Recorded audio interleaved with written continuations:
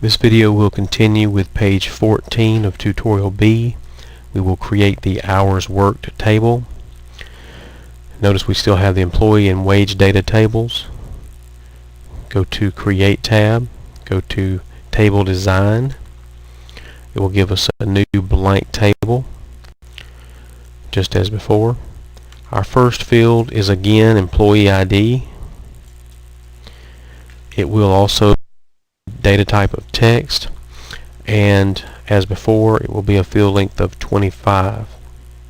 The employee ID has to be the same format as the employee ID field in the employee table and the employee ID field in the wage data table, because it's this field that is tying these tables together, just as it ties employee and wage data. I mentioned that when we were building the wage data table. Our next field is week number. In this case it will be number type, so we will hit the drop down box, choose number. This is your field size, long integer. There are others, but long integer is fine. Our third and final field for this table is hours.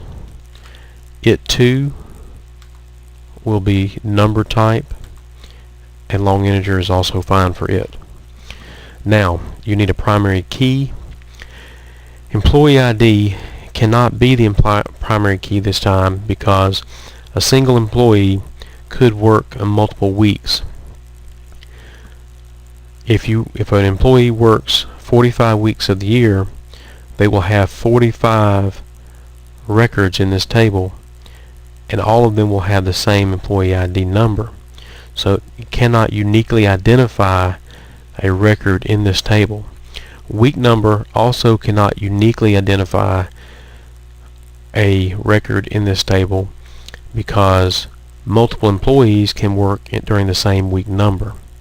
So to create a primary key that can uniquely identify a record in this table, you need the employee ID and the week number.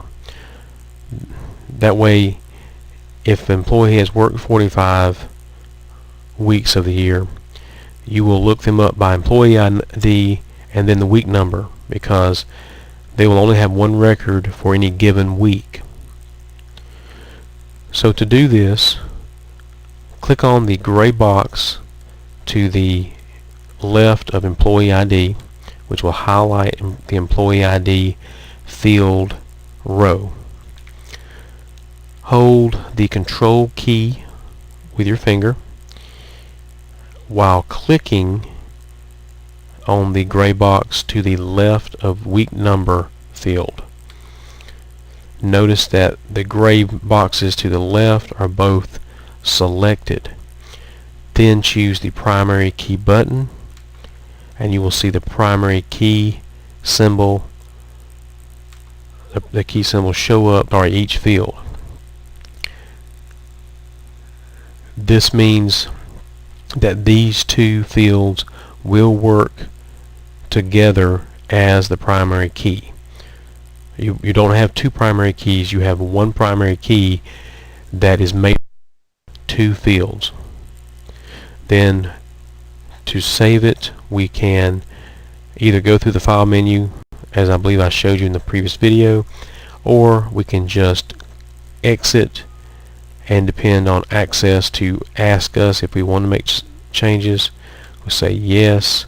We will name this table hours worked.